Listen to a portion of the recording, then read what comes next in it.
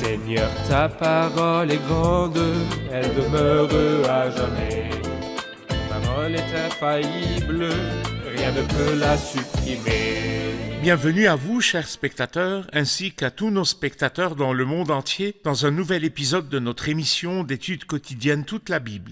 Dans notre étude du livre des Proverbes, le troisième livre poétique de l'Ancien Testament, nous en sommes au chapitre 4 qui parle de la sublimité de la sagesse. Dans le dernier épisode, nous avons terminé par le dénouement final sur les sages qui hériteront de la gloire et les hommes stupides qui récolteront le déshonneur. Je prie de tout mon cœur pour que vous fassiez partie des sages qui prennent la parole de Dieu au sérieux et qui la serrent dans leur cœur pour ne pas pécher contre lui. Permettez-moi tout d'abord d'accueillir nos invités, les serviteurs du Seigneur qui sont avec nous au studio, le frère Issam Khalil, bienvenue. Merci beaucoup. Le frère Moïn Bachir, bienvenue. Merci beaucoup. Bienvenue aussi à nos invités, honorés de vous recevoir. Je vais lire quelques versets du chapitre 4 et revenir vers vous avec une question, frère Issam. Écoutez, mes fils, l'instruction d'un père et soyez attentifs pour connaître l'intelligence. Car je vous transmets un bon savoir, ne rejetez pas mon enseignement. J'étais un fils pour mon père, un fils tendre et unique aux yeux de ma mère. Il m'enseignait alors et me disait « Que ton cœur retienne mes paroles, obéis à mes commandements et tu vivras. Acquiers la sagesse, acquiers l'intelligence. N'oublie pas les paroles de ma bouche et ne t'en détourne pas. Ne l'abandonne pas et elle te gardera. Aime-la et elle te protégera. Voici le commencement de la sagesse. Acquiers la sagesse et avec tout ce que tu possèdes, acquiers l'intelligence. Tiens-la en haute estime et elle t'élèvera. Elle fera ta gloire quand tu l'embrasseras. Elle mettra sur ta tête une couronne de grâce. Elle t'ornera d'un magnifique diadème.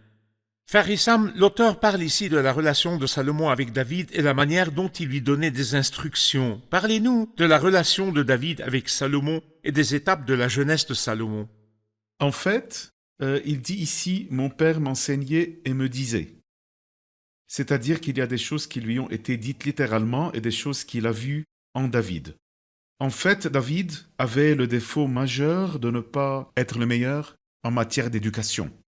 Et donc, il semble que Salomon n'ait été dans sa vie qu'un jeune homme tendre. Il a lui-même dit qu'il était tendre, c'est-à-dire fragile. Pas rude. Exactement. Jusqu'au jour où, permettez-moi de vous lire dans 1 Roi, chapitre 2, David approchait du moment de sa mort et il donna les instructions suivantes à son fils Salomon. C'est la seule chose que nous lisons qui a été dite littéralement à Salomon. Mais je vous rappelle qu'il avait dit, il m'enseignait alors et me disait « Je m'en vais par le chemin commun à toute la terre, fortifie-toi et sois un homme. » Il est évident qu'il avait besoin de se fortifier un peu. Mais il est clair que Salomon a tenu beaucoup compte de ce conseil.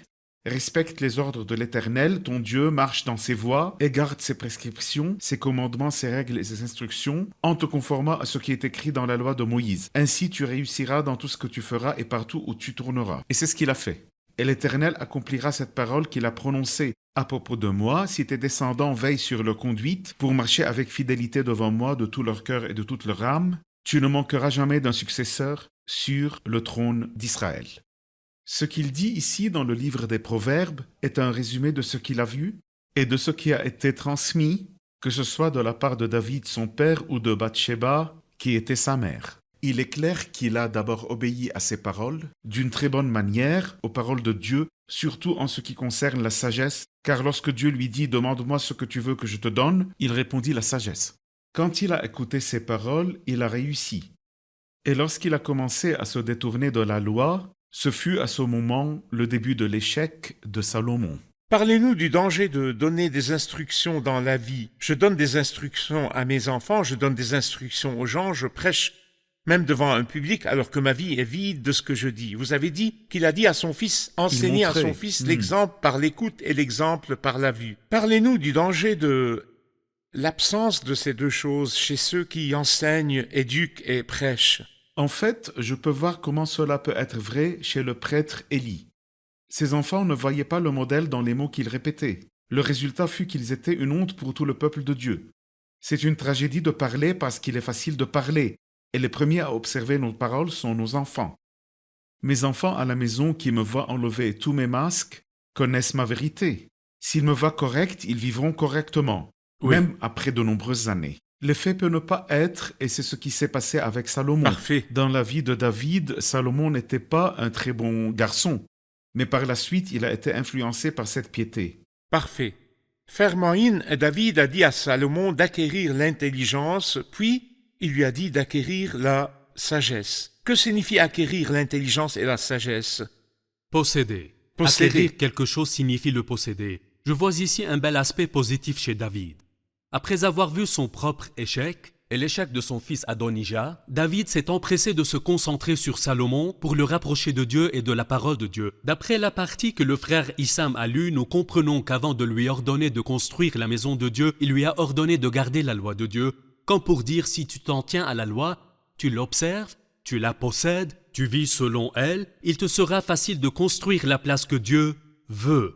Acquiert la sagesse, acquiert l'intelligence, possède-les, ne les oublie pas. Il ne s'agit pas de les posséder dans les bonnes circonstances, mais quand tu es confronté à une difficulté, tu oublies ce qui est écrit dans les Écritures et tu commences à chercher d'autres voies. Le beau résultat que Salomon a récolté, elle te gardera, aime-la et elle te protégera. Quand vous aimez la parole de Dieu, et je dis à ceux qui disent qu'ils trouvent parfois des difficultés dans la parole de Dieu, aimez la Bible.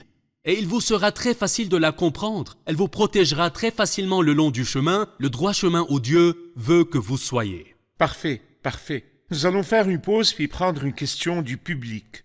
Chers spectateurs, je vous retrouve après la pause. Si vous avez des questions, des requêtes ou des demandes, je vous encourage à nous les envoyer aux adresses qui apparaîtront sur l'écran. Restez à l'écoute. Voici comment les païens ont réagi au mode de vie de leurs voisins chrétiens dans les premiers âges du christianisme. Ils ont été surpris par le nouveau mode de vie de ces chrétiens et par la nouvelle approche à laquelle les païens n'étaient pas habitués. Les non-croyants continuent de croire que les disciples du Christ font fausse route. Le chemin choisi par les non-croyants peut sembler juste et vrai, mais il mène à la perdition éternelle.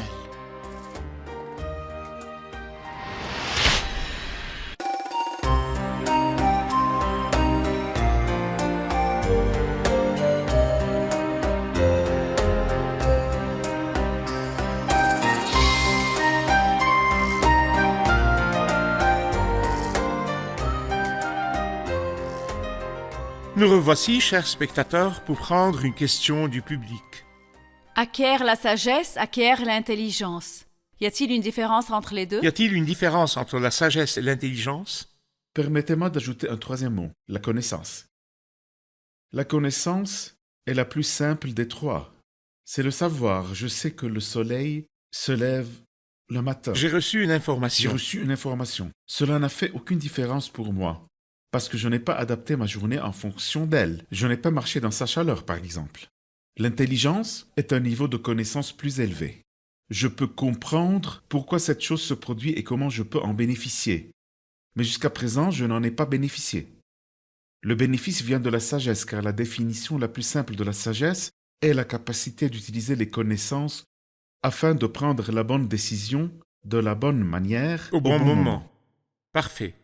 Parfait. La sagesse, c'est donc, en ce qui concerne les mots, permettez-moi de dire que la parole de sagesse, c'est ce qu'il faut dire, comment le dire et pourquoi Quand le le dire. Si je dois prendre une décision, je la choisis en fonction de mes connaissances préalables. J'utilise les bonnes connaissances dont je dispose au bon moment, de la bonne manière et dans le bon but. Le sage, tout simplement, est celui qui, lorsqu'il doit prendre une décision, ou même la décision de parler, doit avoir la compréhension adéquate, la connaissance des circonstances de la chose, Parfait. et les prendre en compte afin de prendre la bonne décision à la lumière de ces données. Eh bien, je n'ai pas cette sagesse. Il y a une belle promesse dans la Bible. Si l'un de vous manque de sagesse, Qu'il la demande. Si quelqu'un veut bien la sagesse en particulier, il est dit que quand Dieu donne, il donne simplement et sans Parfait. faire de reproche. C'est comme pour affirmer qu'il veut que tous ses enfants soient sages. Parfait. Frère Moïse, nous avons parlé de la sagesse, nous avons parlé de la connaissance et de l'intelligence, mais nous voulons connaître les bénédictions de la sagesse.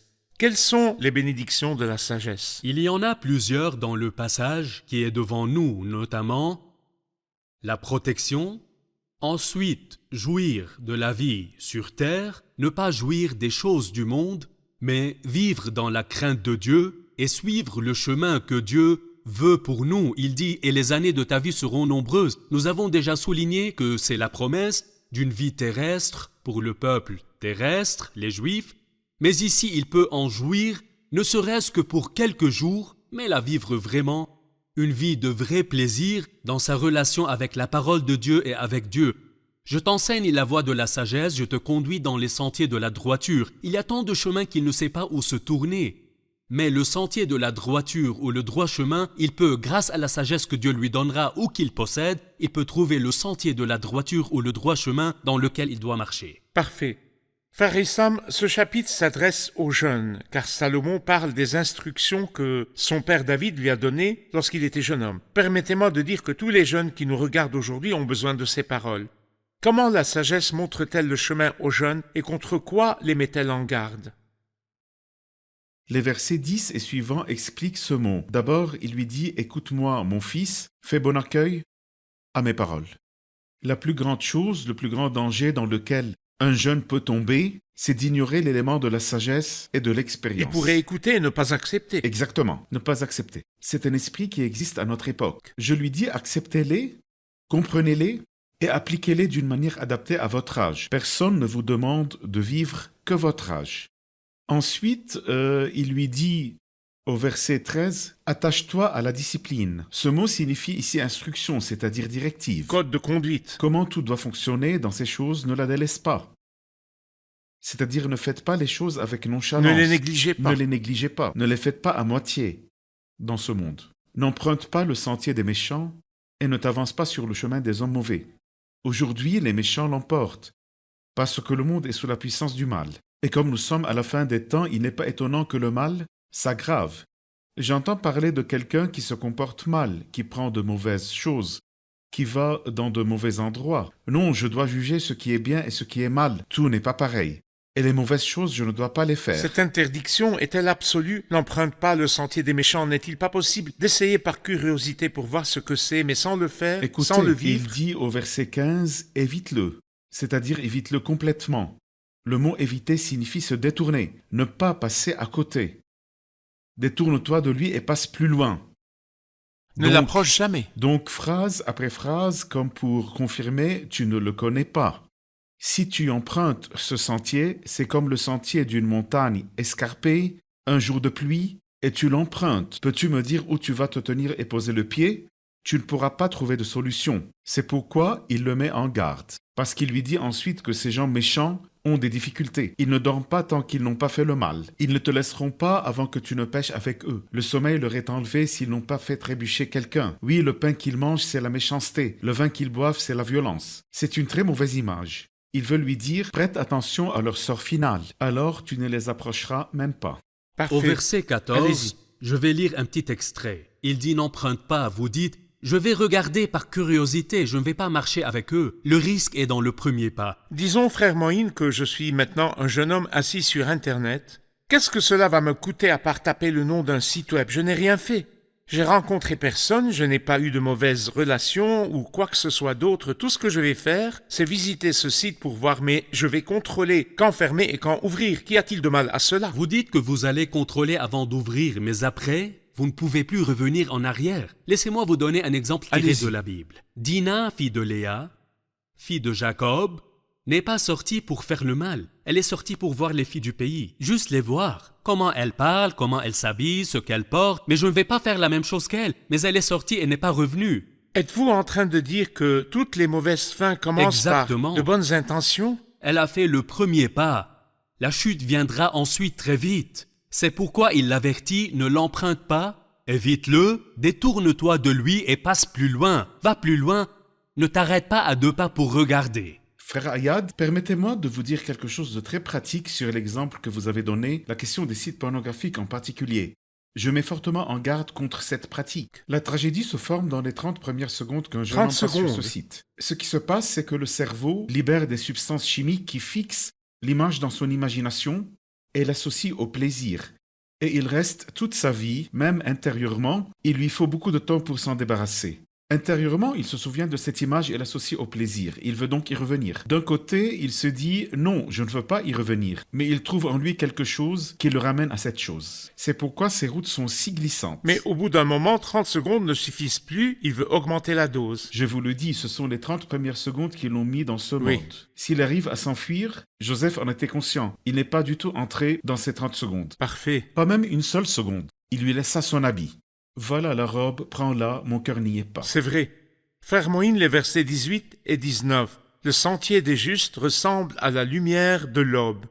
Son éclat grandit jusqu'au milieu du jour. La voix des méchants ressemble aux ténèbres. Ils n'aperçoivent pas ce qui les fera trébucher. Il y a 2 chemins et chaque chemin a une fin. Parlez-nous-en. Nous avons devant nous 2 chemins, le sentier des justes et la voie des méchants. La voie des méchants commence avec Satan qui les séduit et leur donne une petite lueur de réconfort et d'attirance. Il les convainc que c'est un chemin confortable, le chemin des désirs et des plaisirs. Mais ils ne savent pas qu'ils marcheront dans les ténèbres jusqu'à ce qu'ils se retrouvent dans les ténèbres éternelles où il y aura des pleurs et des grincements de dents. Mais le chemin des croyants, le sentier des justes, le Seigneur en a parlé et l'a appelé le chemin étroit au début. C'est la personne du Seigneur Jésus qui a dit « Je suis le chemin ». Mais le croyant qui s'engage sur ce chemin trouve un éclat qui grandit pour lui. Il fait un pas, le Seigneur le guide à un nouveau pas et cela à travers la loi et les commandements. L'apôtre Paul a dit que le Christ Jésus a mis en lumière la vie et l'immortalité par l'Évangile. Je vais faire le lien entre cette dernière partie et le psaume 1. Pour trouver la vérité, nous avons appris que le croyant doit éviter la voie des méchants, comme le dit le psaume 1. Heureux l'homme qui ne suit pas le conseil des méchants et ne s'assied pas en compagnie des moqueurs, qui ne s'arrête pas sur la voie des pécheurs, car les 2 chemins ont une fin. Le dernier verset du psaume 1, en effet, l'Éternel connaît la voie des justes, mais la voie des méchants mène à la ruine. C'est ainsi que s'achève la voie des justes. Le Seigneur la connaît, elle mène à la gloire. Mais la voie des méchants mène à la perdition. Parfait. Je veux dire quelque chose Allez-y. pour rassurer ceux qui cherchent la volonté de Dieu. Que Dieu nous dise tout d'un coup. Je veux dire à tous ceux qui marchent avec Dieu qu'il vous éclairera pas à pas et que la lumière augmentera peu à peu. Alors, soyez assurés que c'est la volonté de Dieu. D'accord. Cela me permet de faire une pause et de revenir vous poser une question. Comment puis-je connaître et discerner la volonté de Dieu? Si j'ai une décision à prendre, où est la lumière pour me guider dans cette décision? Dois-je voyager ou non? Dois-je émigrer ou non? Qui dois-je épouser? Avec qui dois-je m'associer? Dois-je prendre un emploi ou non? Comment le savoir quand j'ai peu de lumière? Nous poursuivrons notre étude après la pause. Chers spectateurs, je vous retrouve après la pause. Ne quittez pas.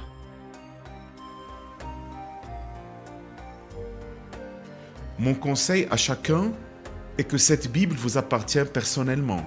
Tout comme vous avez le droit d'entendre d'autres vous l'expliquer, vous avez le droit de vous asseoir devant Dieu et de lui dire « Explique-moi » et il le fera.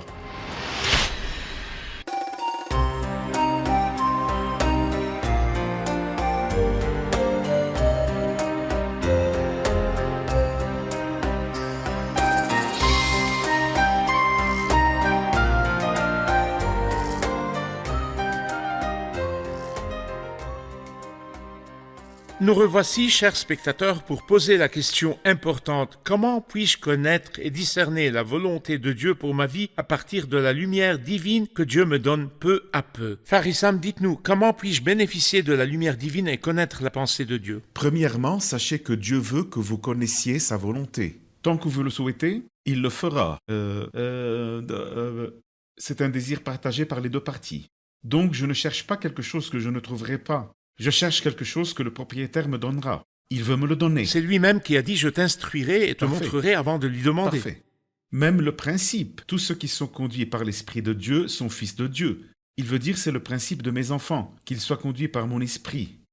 Deuxièmement, pour connaître la pensée de quelqu'un, je dois apprendre à le connaître. Le problème de celui qui recherche la volonté de Dieu, comme vous l'avez dit avant la pause, quand il veut émigrer, quand il veut se marier, dans les circonstances Dans les décisions fortes, difficiles. oui, tout à fait. Je ne pense pas que quelqu'un comme ça la trouvera facilement. C'est comme quand on apprend à connaître quelqu'un, on le connaît au marché.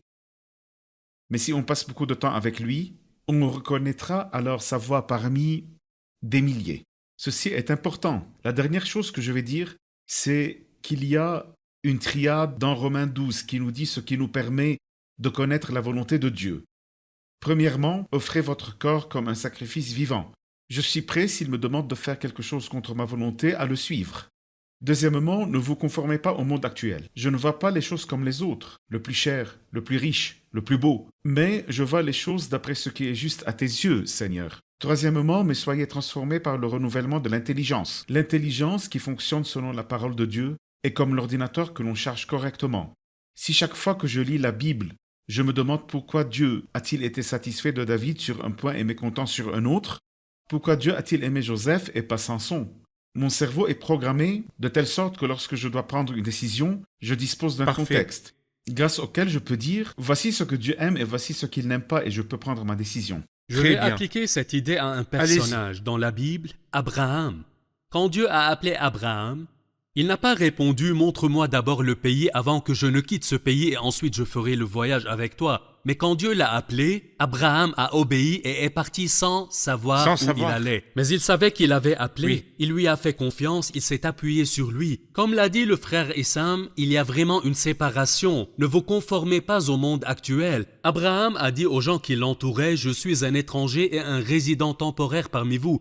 Il a pu jouir des promesses de Dieu, même s'il ne les avait pas encore vues, mais il les a possédées par la foi. Permettez-moi de vous dire que la volonté de Dieu dépend de la communion avant la prise de décision. Vous avez souligné que la volonté de Dieu n'est pas une attitude à prendre. Je veux connaître la pensée de Dieu maintenant. Dois-je voyager ou non? Mais si je suis proche de Dieu en communion avec lui, si je suis habitué à sa voix et que je me tourne vers lui dans les moindres détails, quand je suis coincé dans une grande décision, je me tourne vers le Seigneur. Donc c'est une vie entière de discernement de la volonté de Dieu. Mais permettez-moi de vous dire quelque chose. Si quelqu'un est coincé et il vit des jours difficiles loin de Dieu, qu'il se jette sur la grâce de Dieu et il le saura. Bien Je sûr. me souviens que David Bien sûr. s'est éloigné de Dieu pendant des mois. Bien sûr. Il revient et dit « Seigneur, je suis revenu et j'ai trouvé un désastre à Tsiklag. Que dois-je faire ?» C'est une urgence. C'est une urgence. En C'est cas une d'urgence, urgence, bien sûr. Faites confiance au Dieu de la grâce. Ce n'est pas que je mène une vie de désordre et que je transforme le monde en urgence. Parfait. Le public a certainement une question. Prenons une question du public. Nous venons de parler de la volonté de Dieu et de la manière de la discerner. Mais au verset 26, il est dit « Fais une route droite pour tes pieds et que toutes tes voies soient bien sûres ». Dois-je comprendre de ce verset que j'ai un rôle à jouer dans la connaissance de la volonté de Dieu ou que je dois faire quelque chose pour qu'elle s'accomplisse? Ma compréhension est-elle correcte ou bien autrement? Ce qu'a compris Ihab est-il correct ou a-t-il besoin d'éclaircissements supplémentaires? L'ensemble des versets nous explique ce que signifie faire une route. Verset 20 « Mon fils, sois attentif à mes paroles, tends l'oreille vers mes discours, qu'il ne s'éloigne pas de tes yeux. » Verset 21 Verset 23, garde ton cœur plus que toute autre chose, car de lui jaillissent les sources de la vie. 24, écarte de ta bouche la fausseté, éloigne de tes lèvres les détours. Verset 25, que tes yeux regardent, bien en face, car il n'y a pas d'œil errant, à droite et à gauche. C'est fait une route droite pour tes pieds. Mais pratiquement, qui dit que la volonté de Dieu signifie que je ne dois rien faire? Non, je dois au moins m'informer, connaître les alternatives. Sinon, comment m'attendrais-je à ce que Dieu me réponde d'une manière ou d'une autre? C'est vrai. Donc, je dois savoir et je dois M'appuyer demander. sur Dieu. Et grâce à ces choses, et en m'appuyant sur Dieu, il éclaire mon esprit et me donne la bonne Nous avons déjà solution. dit que l'activité n'est pas mauvaise, mais que l'activité indépendamment de Dieu est mauvaise. Parfait. Faire des efforts n'est pas mauvais, mais faire des efforts sans Dieu est Penser mauvais. en tant que soi n'est pas mauvais, mais penser indépendamment de Dieu est le problème. Parfait. Fermaïn a vos commentaires sur le très important verset 23. Garde ton cœur plus que toute autre chose, car de lui jaillissent les sources de la vie. Qui Oui, le voyez-vous? cœur. En fait, le frère Issam a mentionné 5 choses sur l'homme et c'est important de les prendre en compte, mais c'est du cœur que jaillissent les sources de la vie, comme pour dire que la vie extérieure jaillit du cœur. D'accord? Qu'est-ce qui pousse l'homme à emprunter la voie du mal? C'est le cœur. En effet, c'est de l'intérieur, c'est du cœur des hommes que sortent. Le Seigneur cite 13 types de mal et dit que ce sont les choses qui rendent l'homme impur. Lorsque la parole et les commandements sont dans le cœur, ils purifient le cœur des mauvaises choses qui en sortent.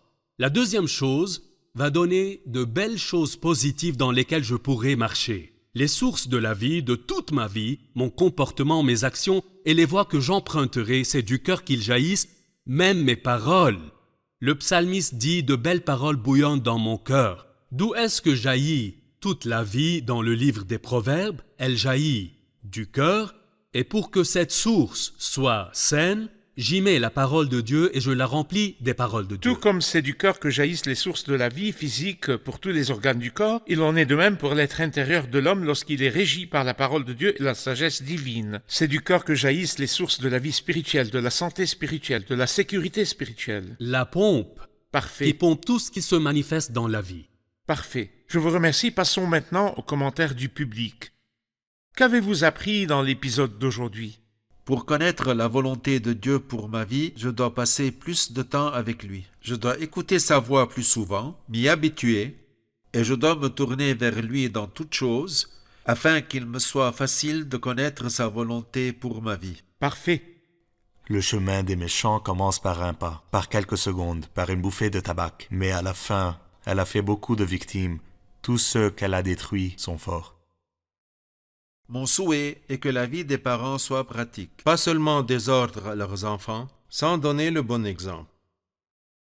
J'aime bien que la Bible donne l'importance sur le cœur, que c'est du cœur que jaillissent les sources de la vie. Alors, au milieu d'une culture qui accorde une grande importance aux apparences extérieures, mais la Bible nous dit que le cœur est le fondement. Le fondement intérieur est l'essence.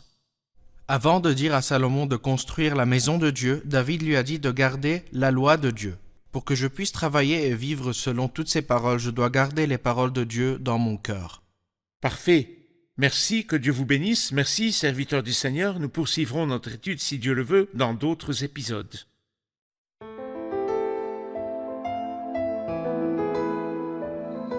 Seigneur, ta parole est grande, elle demeure à jamais. Ta parole est infaillible, rien ne peut la supprimer.